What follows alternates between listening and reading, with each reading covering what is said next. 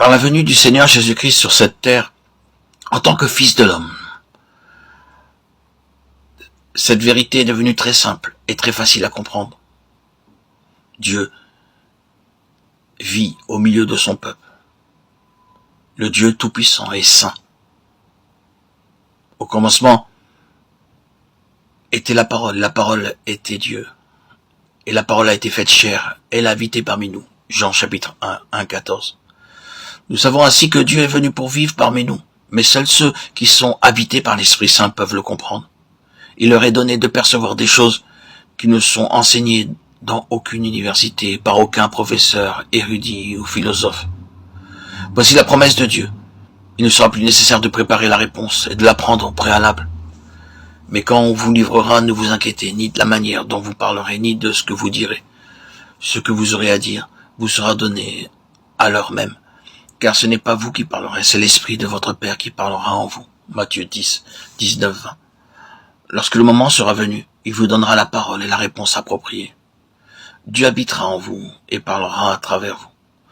Vous pouvez avoir lu la Bible à maintes reprises et pourtant, il est possible que vous n'ayez pas compris certains passages. Un jour, lorsque vous serez confronté à un besoin, la lumière de Dieu brillera brusquement dans votre cœur. Vous comprendrez une pensée cachée et l'utiliserez pour la question qui vous sera posée. Le Seigneur révèle bien des choses avant même que n'apparaisse la nécessité de les utiliser. Et certaines nous sont révélées seulement lorsque le moment est venu. Aussi, n'avons-nous pas à douter ou à craindre, car Dieu donnera la réponse au moment même où nous en aurons besoin. Lorsque nous avons la conviction que Dieu nous répondra en toutes circonstances et nous aidera à affronter victorieusement chaque situation, alors nous devenons également des vainqueurs.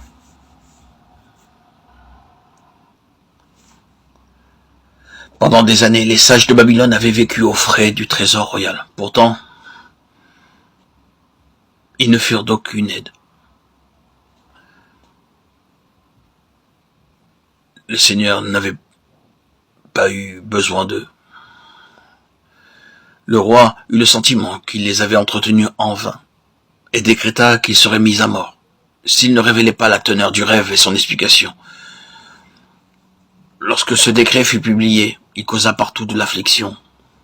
Les familles de tous les sages étaient dans le deuil et les pleurs, car ils savaient que l'ordre du roi était irrévocable et qu'il n'échapperait pas à la mort. Cependant, il y avait 4 hommes dans le royaume qui n'étaient pas sous l'empire de la peur. Ils ne connaissaient pas encore le rêve du roi ni sa signification. Mais ils avaient la conviction que le Seigneur leur viendrait sûrement en aide au moment opportun. Considérez la situation. Le décret du roi avait été proclamé publiquement. Les exécuteurs de la sentence cherchaient Daniel et ses amis pour les mener à la mort. Et pourtant, ces 4 jeunes gens ne manifestaient aucun signe de peur. Ceci est une marque distinctive des vainqueurs. Ils n'auront aucune crainte.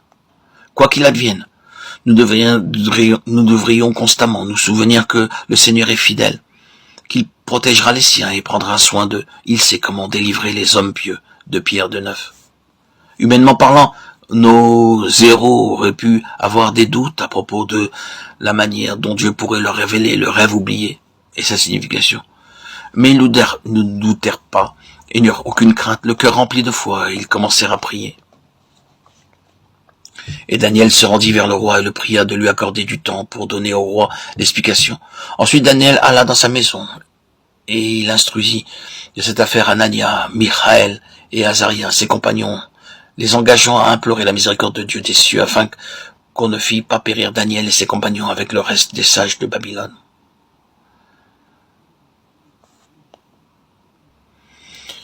Daniel 2, 16, 18. Daniel savait que Dieu lui avait accordé le don de comprendre les visions et les rêves. Il y a tout lieu de croire que beaucoup avaient fait appel à lui pour qu'il interprète leurs songes. Pourtant Daniel ressentit en cette circonstance le besoin de chercher la compagnie de ses 3 amis. C'est tous ensemble qu'ils prièrent. Ils partagèrent ce ministère. Leurs dons étaient différents, mais ils demeuraient des partenaires égaux dans l'œuvre de Dieu. Si vous désirez devenir vainqueur, n'hésitez pas à rechercher la compagnie de frères dans la foi pour prier. Faites-leur part de vos difficultés et demandez-leur de prier pour vous et avec vous. Vous découvrirez alors combien ceci est salutaire. Remarquez comment Daniel, dans sa prière, prononce ces paroles, ce pourquoi nous t'avons imploré, verset 23. Il apparaît ainsi que c'est la prière qu'ils lui ont adressée ensemble qui a amené Dieu à révéler le rêve et sa signification. Il rejette la pensée que Dieu lui aurait accordé la révélation par sa sagesse, son intelligence ou son mérite et refuse d'en tirer un honneur quelconque. Devant le roi, Daniel refusa une nouvelle fois tout honneur, déclarant ce secret n'a pas été révélé parce que j'ai plus de sagesse que tous les vivants. En réponse à la question du roi, es-tu capable de me faire connaître le rêve que j'ai eu et son explication, Daniel s'écria, il y a un Dieu au ciel qui révèle les secrets. Daniel 2, 26, 28. Si vous désirez être vainqueur, ne ravissez jamais à Dieu la gloire qui lui revient. Faisons de notre mieux et veillons à ce que les hommes ne nous honorent pas, nous, mais Dieu. Si Dieu nous accorde une révélation, elle provient uniquement de sa grâce. L'apôtre Paul déclarait, par la grâce de Dieu, je suis ce que je suis. 1 Corinthiens 15, 10. Il reçut beaucoup de révélations, mais n'en tira jamais aucun honneur. Il attesta à maintes reprises que c'est uniquement par sa grâce qu'il était capable de toutes choses.